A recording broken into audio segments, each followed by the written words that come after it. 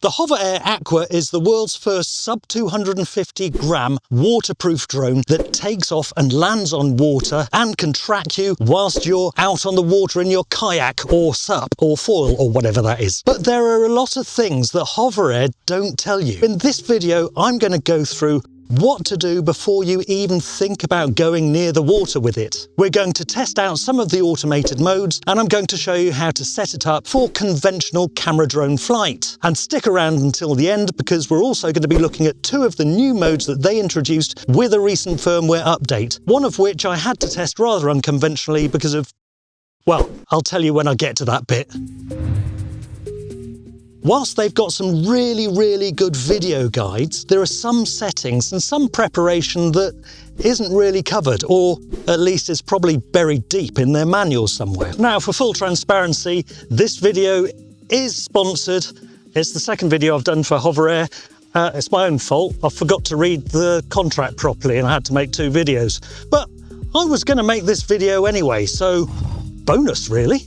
What I didn't cover in my last video was the practicalities of setting the drone up and having a practice on land before heading to the water. I'm glad I did that, because otherwise in that rough sea that I was in, I'd have been in a heck of a mess.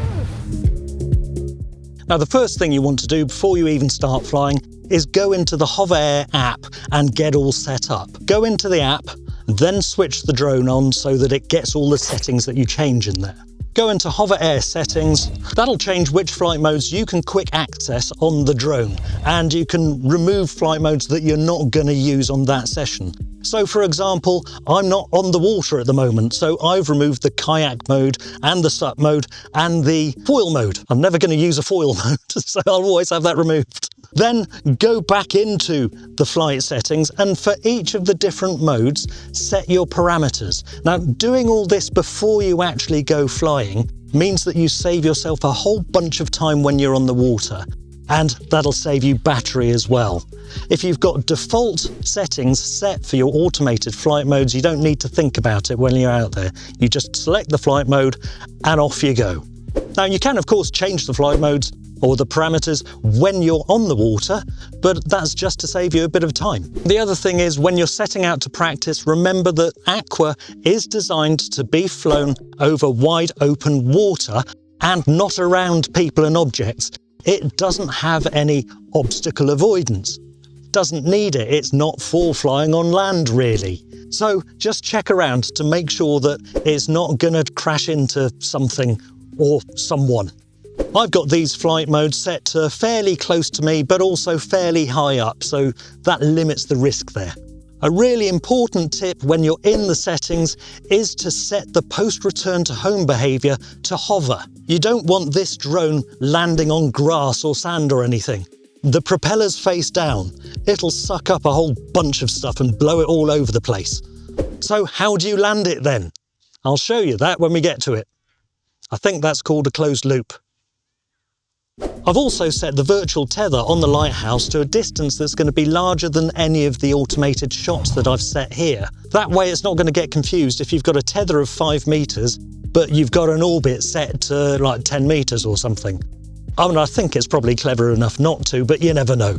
When you've got the virtual tether activated and you switch the drone on, it comes up with a message asking you if you want to use the virtual tether or not. I think that's a setting that you can't actually set within the drone itself. You can only do it on the app. If you're using the Lighthouse, then obviously you'd want to keep that switched on.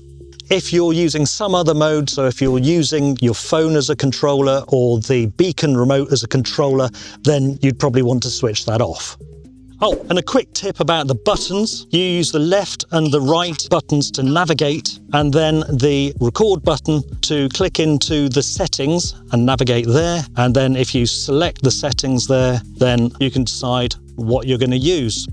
And then the back button just goes back. You can use HOVERAIR Aqua as a kind of action camera, especially good in the HOVERAIR Aqua wetsuit, which has a little thing on the bottom which helps you attach it to a surfboard or a SUP or your kayak. And whilst we're in these menus, a really useful function here to check the waterproofness of the drone is to go into settings and then air tightness test.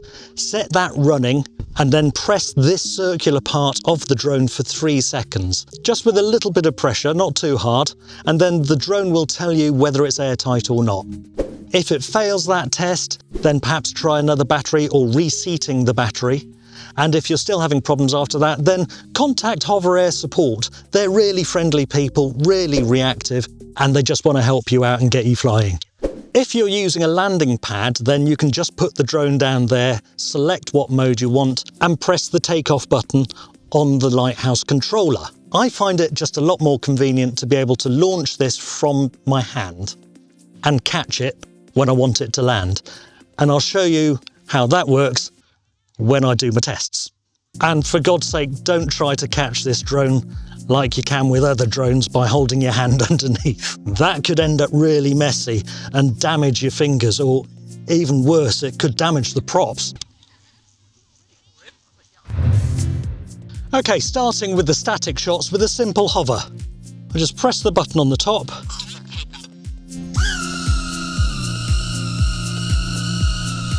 Then it comes and finds me and starts recording.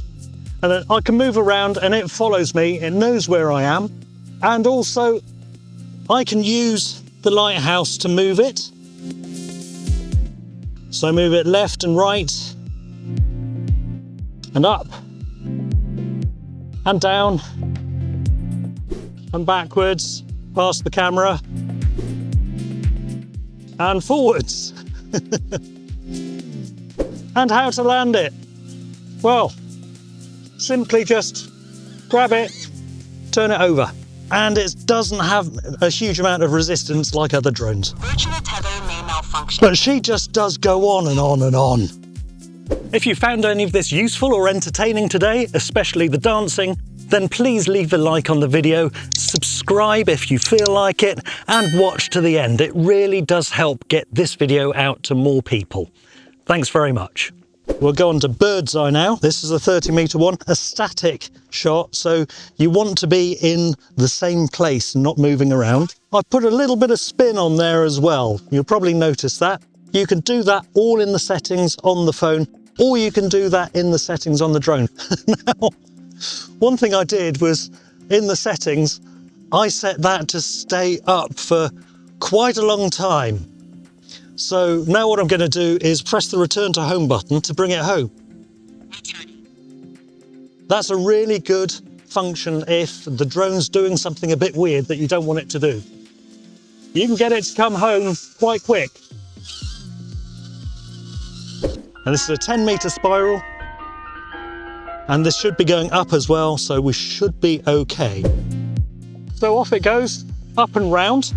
And again, another static shot, so if you move out of the shot, it's still orbiting the same place. That's going up to 10 meters. Coming all the way back down, coming back to where it started from, and stops recording. Now we'll move on to the follow modes. So let's just start with normal follow. Oh, it's going to follow me this way. So it's following me along.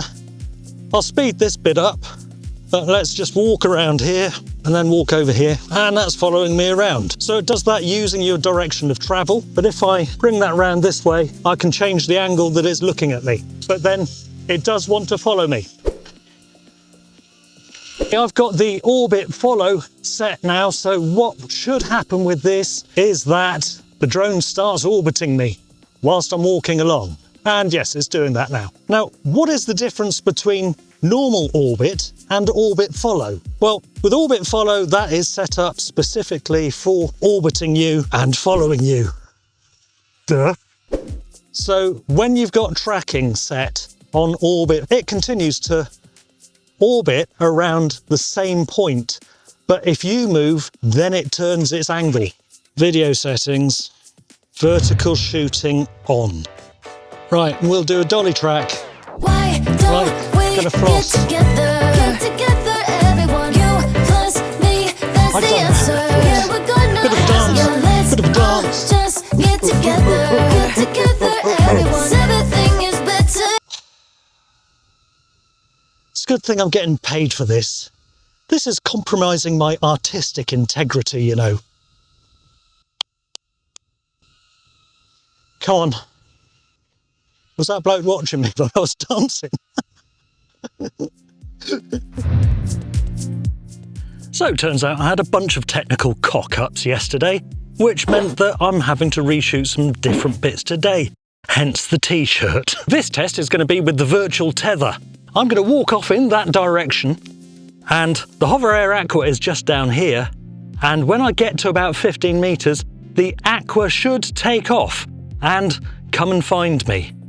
Whilst it's up in the air, I'm going to see if I can press the takeoff button to get it to record its flight, because it doesn't do that when it's using its virtual tether. Should be about 15 paces.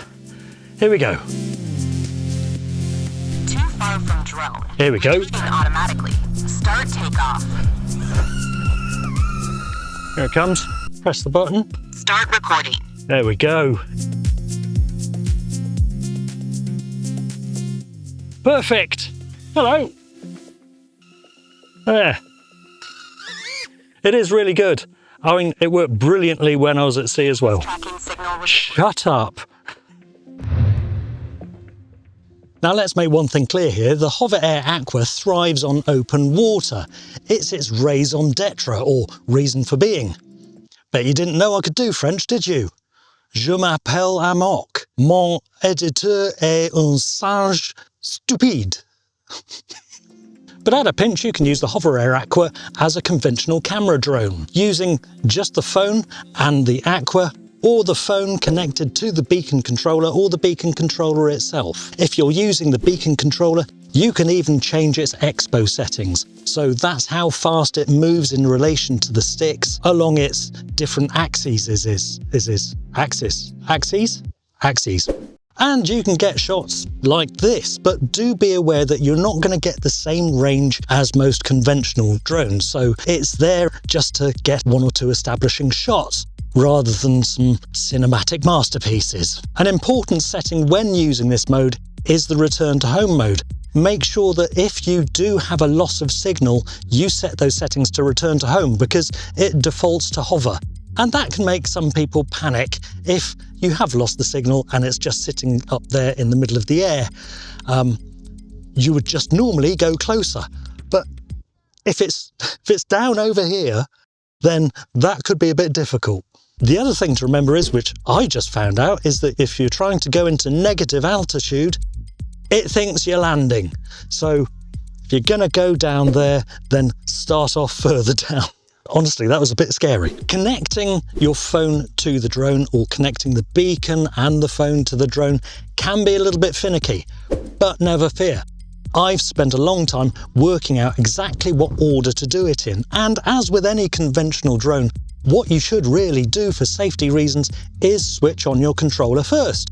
So if you're just using the phone, switch the phone on and go into the HOVERAIR app, and then switch the Aqua on.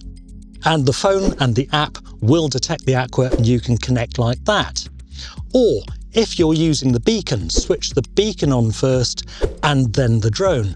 Or if you're using the beacon and the phone, then switch the beacon on, switch the drone on, then plug in the phone using the USB cable, and the phone will automatically be detected, and it'll say up here on this screen that it's connected via USB. Go into the app, go into manual control, and you can use the drone like that.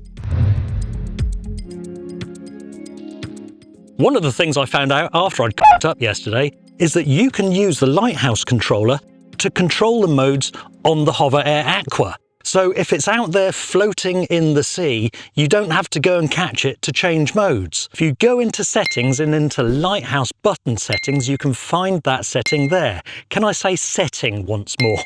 When you've got that enabled, you can use the direction buttons on the Lighthouse controller to change modes. Track. Dolly track. Follow.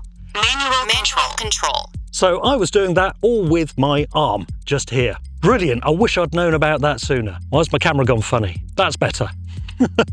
The other setting that I set in the settings part of the app is the setting to make the HOVERAIR Aqua record when it's up in the air. When it's flying, I've programmed the takeoff button for one quick press on that, and that will start to film, and another quick press that will stop. The first update we're going to go through today is manual control using the Lighthouse controller. There we go. Now it's probably best to take off the Lighthouse controller. Okay, and Start recording. starting to record. Let's go up. Now that's not facing me, that's just taking some nice pictures of the countryside. But it's quite good fun and quite useful if you just wanted to get a very quick up and down shot. Let's bring it back down. And hello.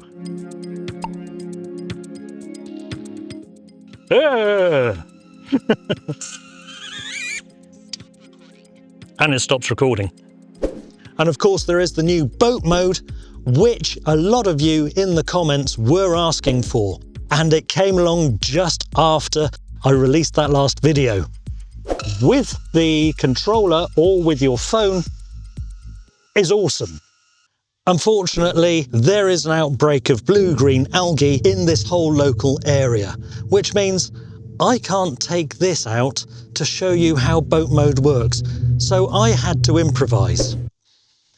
I got a big bucket and filled it with water and chucked this in and then put it into boat mode, and you can bring the gimbal down on the camera to actually look under the water, and the up and down joystick translates into power, so backwards and forwards, and the other joystick for direction changes its direction, so you can effectively use this as a little RC boat and look under the water as well. And when it's in the bucket in this experiment, obviously like an MP in Parliament with the internet on his phone, it's kind of interfering with itself. But that's not surprising. It does look bloody powerful though, and I can't wait to get it out on some actual open water to try this mode out. Now, if you are interested in purchasing the HOVERAIR Aqua, then for a limited time, if you use the affiliate link in the description below, you can get the wetsuit for free, and that's worth 59 quid or about 69 euros. The channel does get a little bit of a kickback if you use that link, but it doesn't cost you any more. Hello, VoiceOver Amok here. Just to say that between the 24th and 31st of July, buyers of HOVERAIR Aqua get a free extra battery worth £129 or 149 euros. Nice! Thank you to HOVERAIR Aqua for sponsoring this video, and to you for watching to the end. Now, if you want to see what happened when I flew this in rough UK waters, then watch this here. And if you want to see what the YouTube gremlins think you want to see, then watch this video here. I'm sure you'll enjoy it. Bye. Can't wait till I'm back up on my feet again. Thank you. Only took 4 attempts.